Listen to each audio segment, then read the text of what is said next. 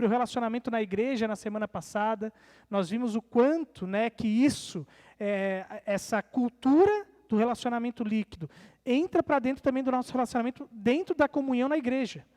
E isso faz com que a gente, de repente, por diversas questões, se afaste da igreja e muitas vezes até diga, bom, eu não quero mais saber de Deus, ou até mesmo, eu quero saber de Deus, mas não quero saber de igreja, vivo uma fé à parte da igreja, achando que isso é suficiente. E nós vimos, então, diante da mensagem de semana passada, que isso não é possível.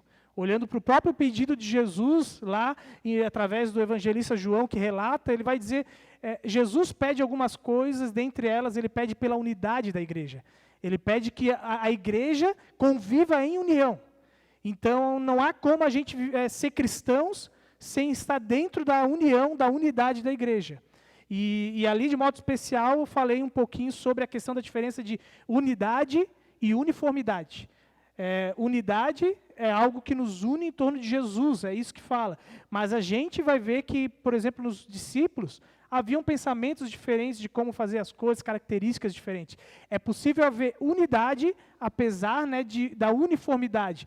Nós estamos todos juntos aqui, com roupas diferentes. Mas o que nos une não é as nossas roupas. A gente não precisa todo mundo vir com um padrão, né, com uma uniforme. Não, cada um com as suas características diferentes. Alguns levantam a mão, outros não levantam na hora de adorar, outros cantam alto, outros só querem ouvir e meditar. Mas a gente, todos, com o mesmo propósito, louvando a Deus. E hoje, então, nós vamos encerrar essa série falando sobre os relacionamentos líquidos na sociedade. Na verdade, a gente vai dar uma olhada como isso afeta, de modo geral, a nossa sociedade, qual é o nosso papel como cristãos lá no mundo.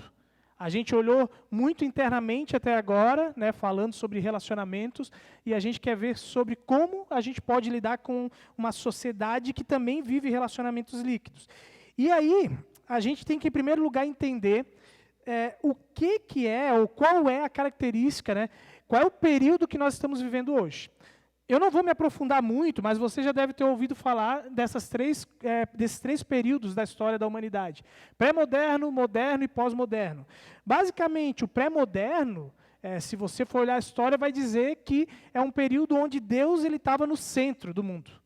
É aquele período antes da Igreja Católica, antes da Reforma Protestante e assim por diante, onde a Igreja ditava tudo, por assim dizer, as pessoas ouviam a igreja coordenava o Estado.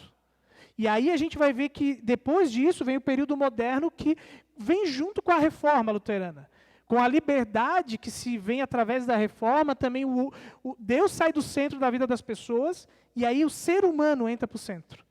E a gente começa a ver, então, uma luta da igreja em tentar ganhar espaços de novo nesse período moderno, onde as pessoas ainda não sabem bem onde elas se encontram, né? Aquele meio termo, onde, de repente, as pessoas já não botam que a Bíblia explica tudo sobre o mundo, mas a igreja continua tentando dizer, ainda assim, ainda que haja uma liberdade maior, a igreja, Deus ainda tem relevância para a vida das pessoas. Só que aí a gente encontra o período pós-moderno, que, de certa maneira, é um período, não que a igreja teve uma derrota, mas de que é quase um momento da história da humanidade onde realmente, em grande parte, a gente vai vendo o individualismo, né, a opinião, cada um tendo a sua verdade, onde a gente parte de que em um momento era Deus, começa a haver uma transição na história, e agora a gente vive numa sociedade onde cada um manda na sua vida, cada um diz o que é a sua verdade, cada um define o que é melhor para si. E diante disso, nós vamos encontrar nessa sociedade pós-moderna, onde cada um diz o que é melhor para si, algumas marcas que vão caracterizar esse relacionamento líquido no dia a dia, né, esse individualismo. Como que a gente vai perceber essa sociedade individualista? Em primeiro lugar, nós vamos ver que nós temos uma sociedade que o que você tem diz quem você é. A marca dessa sociedade é basicamente que a gente reconhece as pessoas não pela sua essência, mas pelo ter. Se você se veste bem, se você tem uma casa boa, se você é bem-sucedido no seu trabalho, Se você tem 1000 graduações, né? Hoje faculdade já não é suficiente, tu tem que fazer uma pós-graduação, uma pós-doutorado, tu não para de estudar, e quanto mais, né, títulos, mais reconhecido tu vai ser pela sociedade, mais elogiado tu vai ser. Essa é uma das características, você ganha valor na sociedade se você tem coisas. Pode ser bens materiais ou pode ser bens intelectuais. Tudo isso é o que define a nossa sociedade individualista. Em segundo lugar, a nossa sociedade é marcada por relacionamentos superficiais. Por quê? Nós até mantemos amigos, né? Nós até mantemos um namoro, um casamento, mas só enquanto ele é útil. E a gente até já conversou um pouquinho sobre isso nessa série. Os relacionamentos descartáveis. Então, a gente busca relacionamentos de acordo com a sua utilidade. Eu me aproximo, não quer dizer que é geral, mas a gente vive dentro dessa cultura que diz, olha, eu olho para as pessoas e vejo o fulano, ele é, de repente, um médico. Eu vou manter amizade com ele porque pode ser que um dia eu precise de um médico ou de alguém que dê um jeitinho, ele trabalha lá dentro, de repente, do hospital tal, ele vai me ajudar nisso, e assim vai. Relacionamentos utilitários, né, e superficiais. A terceira característica é que nós vivemos numa sociedade com a falsa noção do que é amizade. Por quê? De modo bem especial, as redes sociais ajudaram a gente a entender que aquilo que o Roberto Carlos cantava, eu quero ter 1 milhão de amigos, tu pode ter muitos amigos. Eu tenho quase 3.000 amigos no Facebook. Mas não são amigos. São pessoas que me seguem e eu sigo também um monte de gente, mais de 1.000 pessoas no Instagram e assim por diante, mas não são meus amigos todos ali. Na verdade, não sei se eu tenho 10 amigos ali, amigos de verdade, como eu já falei nessa série. Então, as redes sociais relativizaram o conceito ainda mais do que é amigo. E esse é o problema, porque a gente lida, né, com o Facebook que pergunta o que tu está pensando, e aí tu bota os teus sentimentos, mas ninguém está nem aí para ti. As pessoas olham lá, estou dizendo, eu estou com raiva disso, eu estou desesperado, eu estou chateado, etc. Ninguém está nem aí para ti. Na verdade, se tu bota realmente o que tu está sentindo, as pessoas vão pensar que pessoa idiota que está fazendo isso. É pesada a palavra, mas geralmente é isso que a gente vê as pessoas que botam lá, né, a sua tristeza para fora nas redes sociais. O que ela está fazendo? Não é lugar para isso. Então, a gente não tem amigos nas redes sociais, uma falsa noção de amizade. E ainda, em quarto lugar, nós vamos ver lares e famílias blindadas. Por quê? As famílias, elas existem para proteger a gente do perigo, mas não para integrar os seus participantes em comunidade. A gente tem família, mas essas famílias, está todo mundo isolado no seu gueto. Nós não vivemos mais numa sociedade onde tinha um conceito de que tu fazia parte de algo maior. Tu morava num bairro, numa região, onde tu sabia qual era a tua responsabilidade diante dos outros. Aquela história de a minha liberdade termina onde começa do outro, ainda valia durante um tempo. Onde tu conhecia os teus vizinhos, cidades menores ainda tem mais disso. Mas ainda assim, as famílias estão muito isoladas, cada um na sua vida, e ninguém se preocupa um com o outro. A família perdeu o seu propósito de uma comunidade maior. A gente vai ver também a indiferença quanto à dor do outro. Isso é outra característica dessa coisa pós-moderna. Por quê? Se durante um tempo eu soubesse que tem pessoas, talvez um vizinho meu, que está passando por um problema, num conceito comunitário que a gente vivia, a gente iria buscar cuidar do vizinho. Hoje, muitas vezes, a gente tem vizinhos próximos, literalmente na mesma rua, passando por dificuldades, às vezes passando por uma dor severa, e a gente não está nem aí. A gente olha para a televisão e vê tanto a dor, tanto sofrimento, que a gente não se preocupa, não se compadece mais daquilo que as pessoas passam. Como foi na pandemia. Indiferente se foram 600.000 mortes por Covid, com Covid, seja lá o que for, quantos milhões no mundo morreram, não interessa se foi por Covid ou não foi, são mortes. E a gente não deveria separar entre como foi dividido por política as mortes, mas são pessoas que, assim como nós, convivemos com a morte todos os dias. A dor está presente no mundo e isso deveria nos sensibilizar, independente se foi com Covid ou por Covid, ou nem estava com Covid, mas morreu. por câncer, como a gente ouviu falar aqui em Camaquã e etc. Não interessa, a pessoa morreu, a família está sofrendo. E a gente fica brigando por causa de uma questão, se é verdadeiro, se não é, a dor, a indiferença com a dor. E ainda por último, nós vamos ver uma sociedade que é indiferente socialmente. Porque dentro do sofrimento, a gente poderia dizer que há a área da questão realmente social, da pobreza, das pessoas que passam necessidades. E o Zygmunt Bauman, no último dos livros que ele escreveu antes de falecer, que é esse livro que está ali, A Riqueza de Poucos, beneficia, é uma pergunta, né? Será que a riqueza de todos beneficia todos nós? Ele bota, aqui não foi ele, né, porque alguém fez a capa do livro, mas propositalmente uma capa que mostra a disparidade social, onde há pessoas com um sapato de diamantes e há pessoas que nem um tênis, nem uma sandália não tem.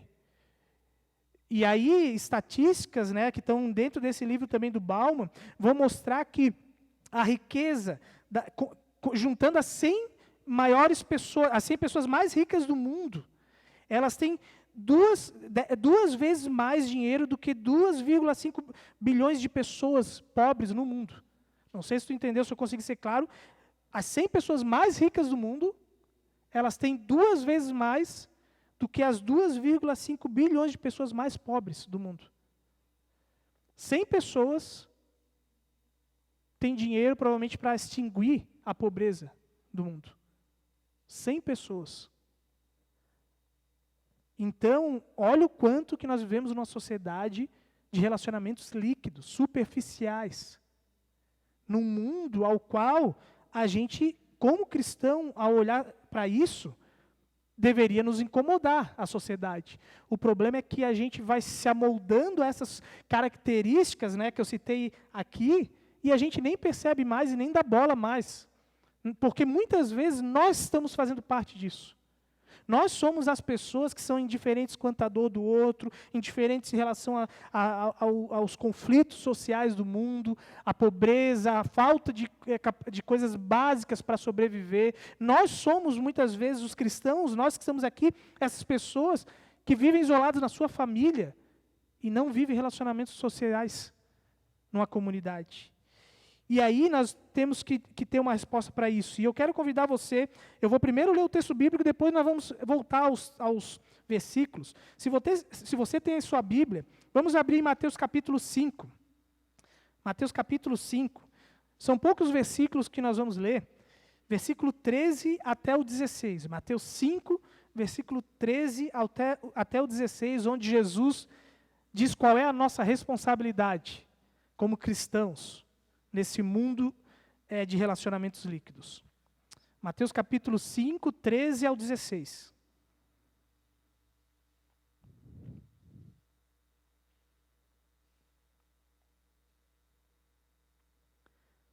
Jesus diz assim: vocês são o sal da terra.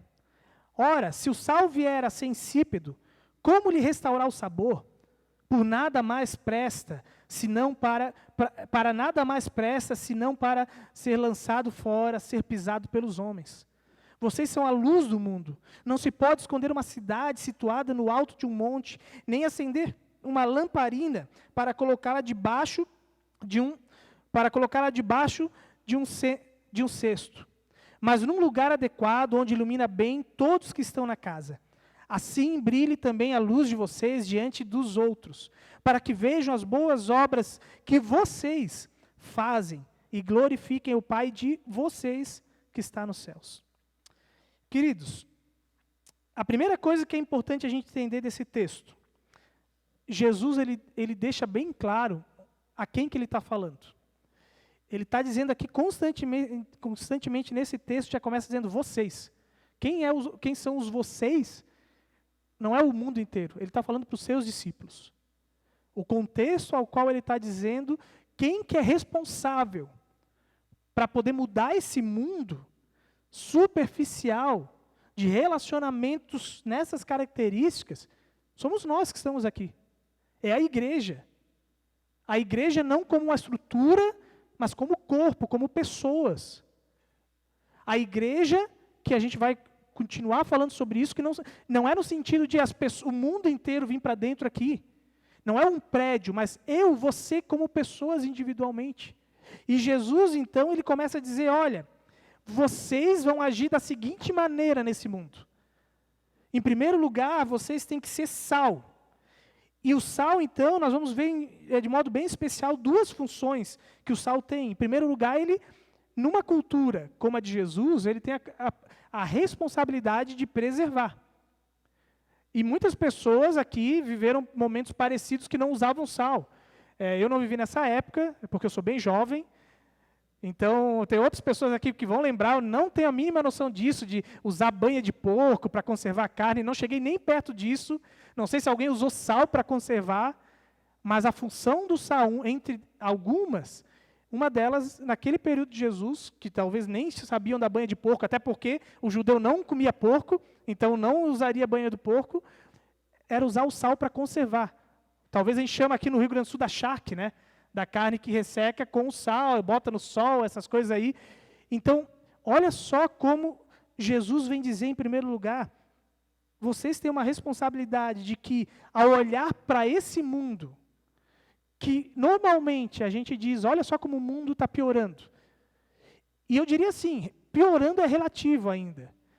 Dá para dizer que muitas coisas só se repetem, mas há valores morais que realmente estão se desfazendo ao mesmo tempo. Indiferente se o mundo está piorando de verdade, ou ele simplesmente está cada vez tendo mais pessoas que não querem saber talvez de Deus, o nosso papel como igreja é conservar essa podridão do mundo, é evitar que o mundo apodreça cada dia mais. Num mundo onde os valores estão sendo questionados, e de modo especial, onde realmente você vai ver que há ideologias que estão preocupadas em combater os valores cristãos, entre um desses valores, e aqui eu não quero entrar de verdade entre esquerda ou direita, mas eu quero alertar a respeito de uma ideologia que é extremamente perigosa, que é o comunismo. Porque se você for estudar, não estou falando aqui de socialismo e de repente princípios bons que possam ter dentro do socialismo, como há coisas ruins dentro do socialismo e há coisas boas dentro do capitalismo e coisas ruins. Não é disso que eu estou falando, mas na essência do comunismo, uma das preocupações que eles têm é quebrar com os valores cristãos. Vai estudar Karl Marx para você ver o que ele propõe. Vai entender, se você for estudar um pouco do porquê que países que perseguem os cristãos, o que eles são. O que está por trás da Coreia do Norte e outros países que são comunistas. Eles até em alguns lugares, por exemplo, como a China, permitem o cristianismo cheio de regra. Por quê? Porque os cristãos trazem valores que freiam essa liberdade, esse avanço do liberalismo social. E a gente nem se dá conta do quanto que ideologias fazem parte do nosso dia a dia, e elas, aquilo que a gente chama de política muitas vezes, faz com que o mundo vá se tornando a cada dia mais distante de Deus. Não quer dizer que você precisa ser especialista em política, mas o que eu quero dizer é, nós vivemos num mundo que tenta de tudo que é forma destruir os valores cristãos. Porque é dessa forma que cada um vai poder ter a sua liberdade, ter o seu individualismo a cada dia mais respeitado. Mas onde está o individualismo, a liberdade, se nós, com os nossos valores como cristãos, não podemos ser respeitados e nem propagar as nossas ideias? Ideologia vem de ideias, daquilo que Jesus nos ensinou. Então, se nós vivemos num mundo que sabe que uma das maiores barreiras tem a ver com o cristianismo, para avançar nesse individualismo, Jesus está dizendo, vocês não podem deixar de cuidar com esse fato. Vocês precisam estar atentos e continuar pregando os valores e dizendo, a gente não abre mão dos valores que Jesus nos ensinou, que Deus instituiu para a sua criação. Não é a humanidade que diz qual é a regra da criação, mas é Deus que dita a regra da criação. Nós somos aqueles que temos a responsabilidade, por mais difícil que seja, de dizer, é só até aqui, daqui não pode ir.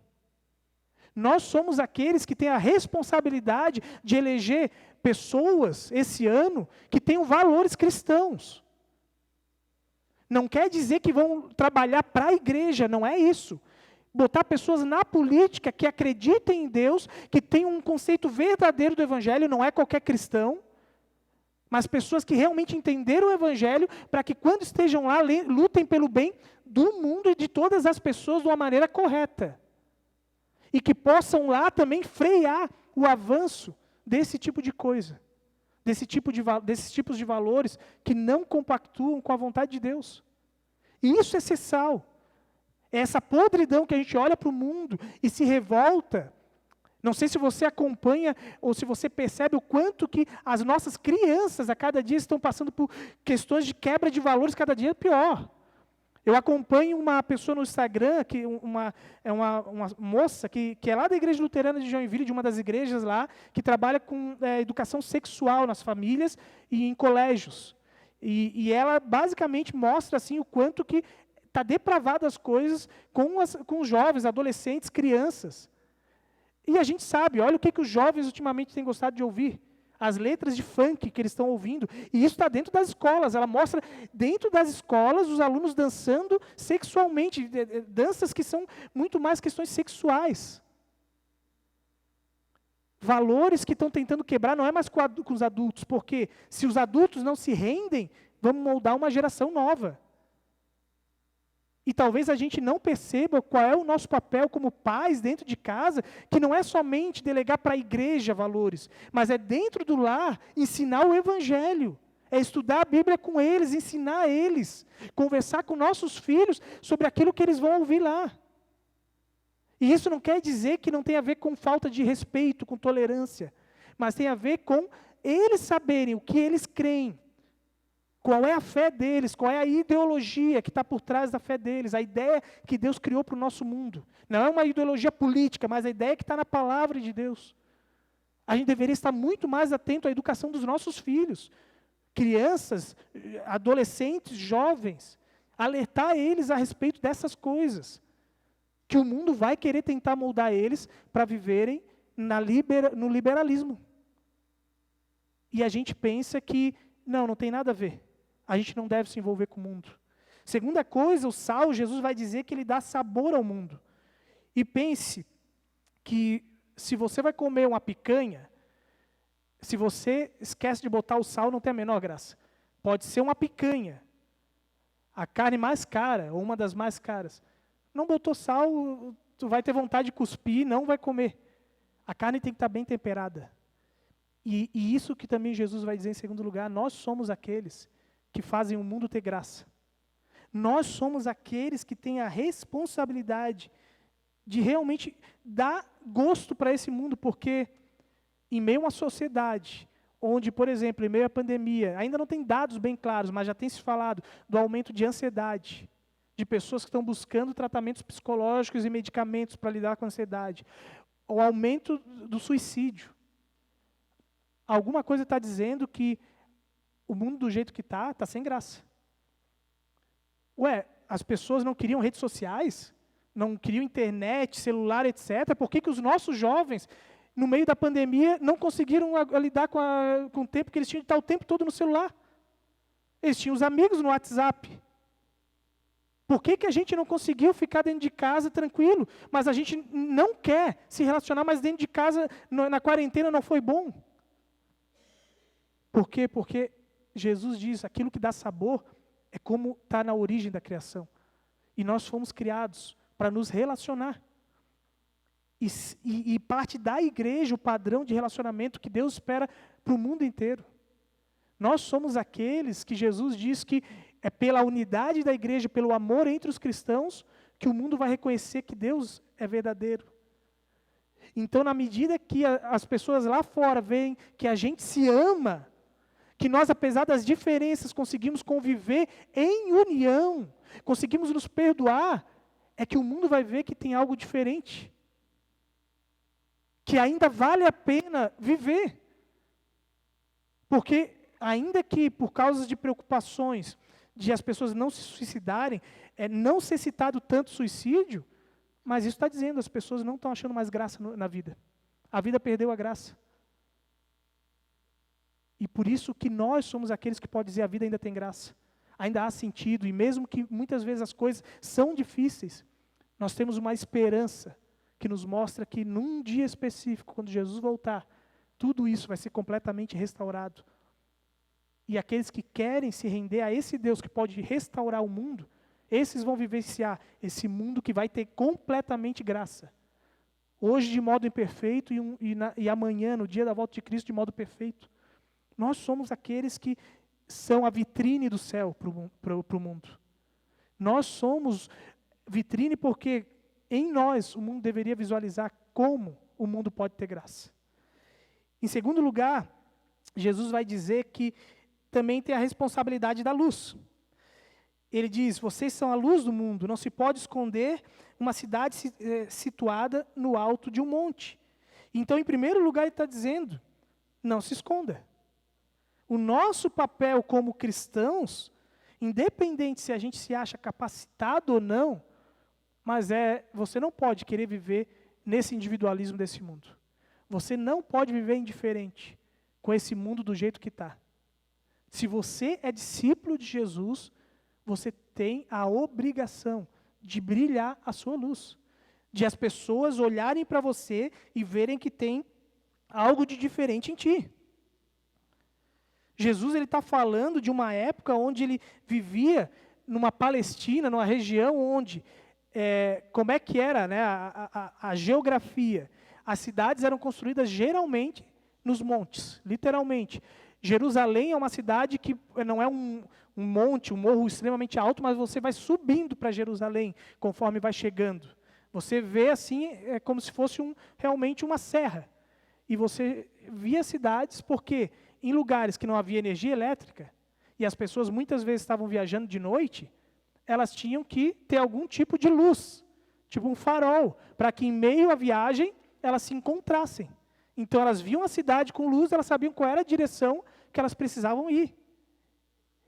Então, se nós, como cristãos, não nos identificarmos com palavras e atitudes que nós somos discípulos de Jesus, como é que as pessoas vão achar a solução, a salvação, o caminho que elas tanto buscam?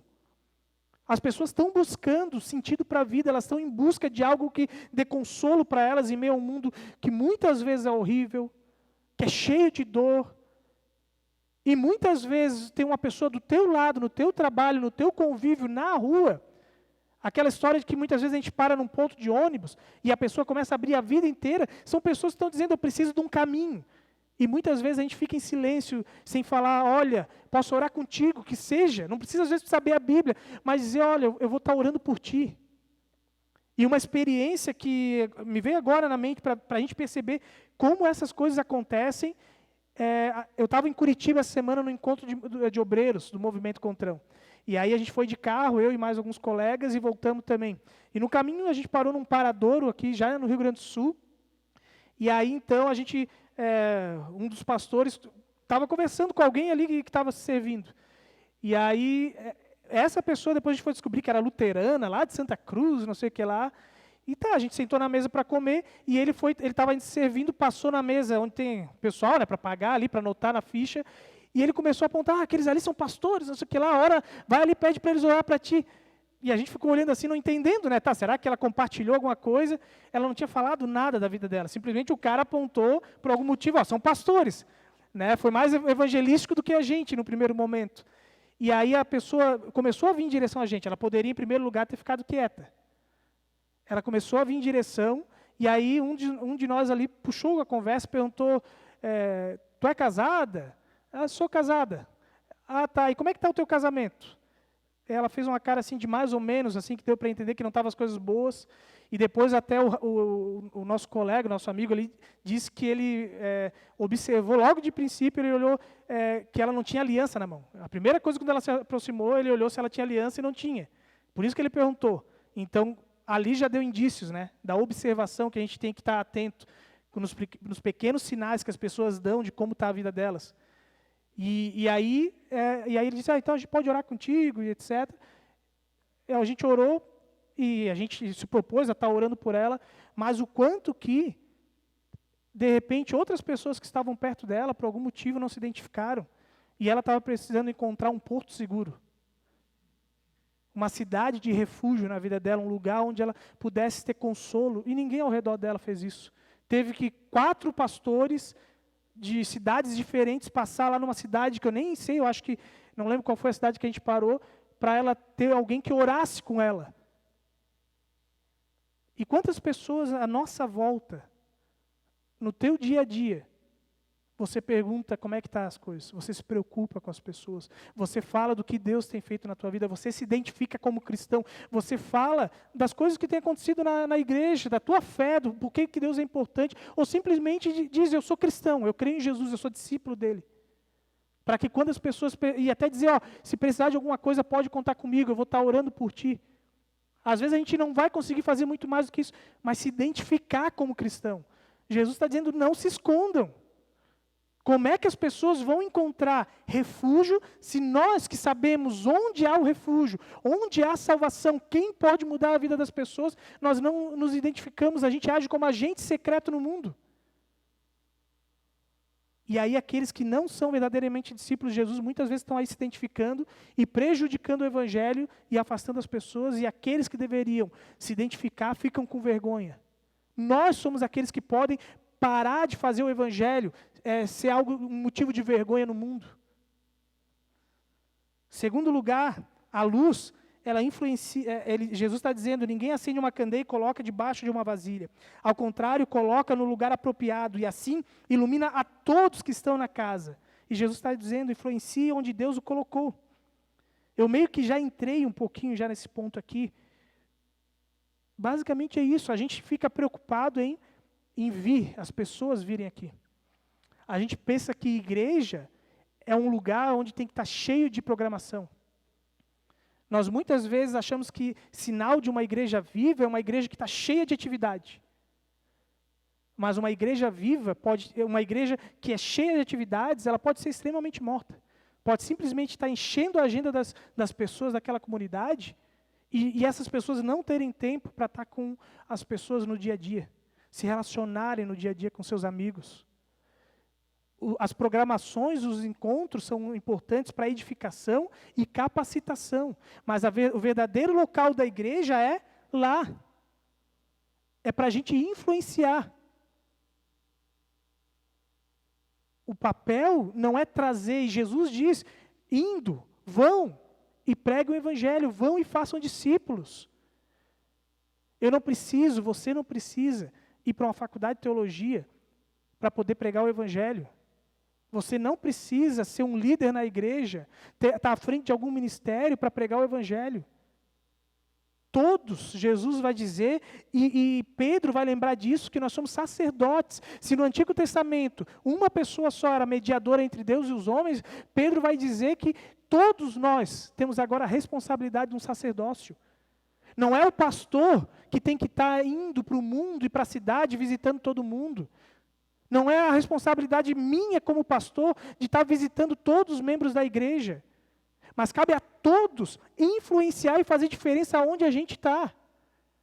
Essa história de, pastor, o meu amigo está passando por um problema, tu visita ele. Eu não tenho tempo para todo mundo, gente. Eu não tenho tempo para visitar. Se cada pessoa que tem conexão aqui com alguém, se todo mundo que está aqui hoje viesse pedir para mim essa semana, depois do culto, pastor, eu tenho uma pessoa para te visitar, eu não ia ter tempo para isso. E você pode não gostar de falar isso. Porque Jesus está dizendo, é responsabilidade nossa, de todos, influenciar onde a gente está. Nós somos reino de Deus, sacerdotes. Nós podemos falar do amor de Deus. Você que está aqui pode orar na sua simplicidade, sem saber palavras complexas, simplesmente dizendo, Deus abençoe essa pessoa naquilo que ela precisa. Porque aí nós vamos ver pessoas sendo alcançadas e fazendo diferença. A demanda é grande, e Jesus está dizendo, olha, a lavoura é grande, os trabalhadores são poucos. Orem para o Senhor da seara para que Ele envie mais. Ele não está dizendo para que venham mais pastores ordenados. Ele não está dizendo isso. Para que mais pessoas assumam essa responsabilidade de ser luz e fazer diferença onde estão. Nas suas famílias, no seu trabalho. E ainda por último,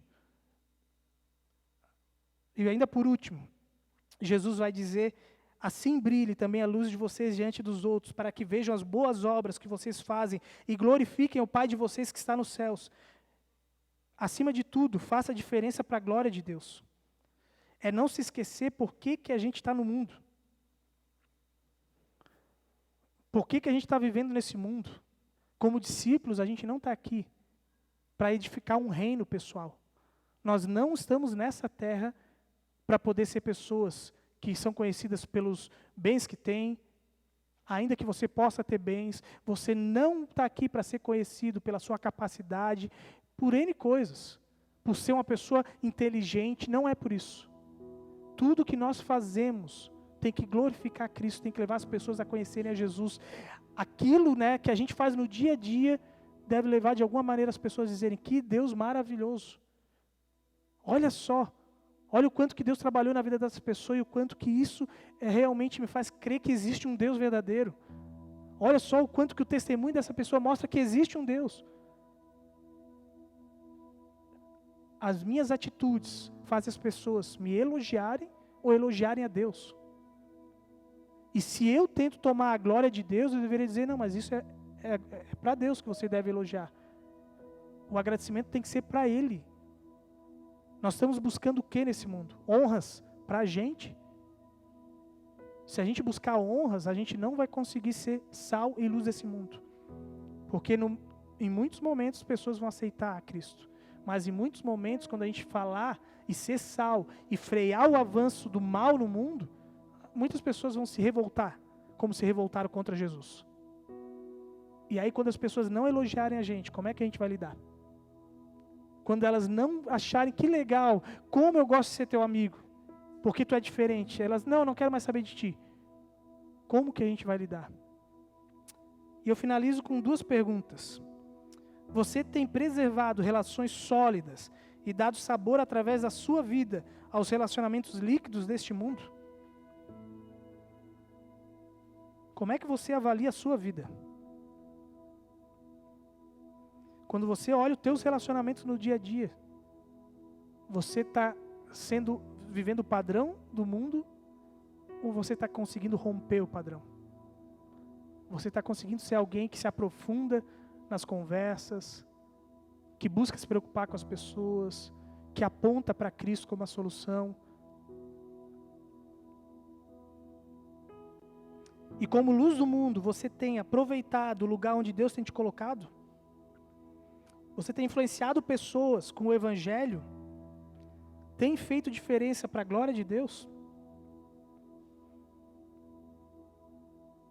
Além de ter relacionamentos, não somente no sentido de com interesses, entre aspas, mas de se preocupar com as pessoas. Você tem sido discípulo de Jesus no dia a dia? Ou você tem sido um agente secreto que ninguém sabe que você crê em Deus? E eu diria o seguinte: provavelmente todos nós, em algum sentido, estamos falhando. E o nosso papel começa lá no início, relacionamentos profundos, sólidos com Deus. Quando a gente tem um relacionamento sólido com Deus, isso flui com naturalidade. Você não precisa agora forçar as coisas no seu dia a dia.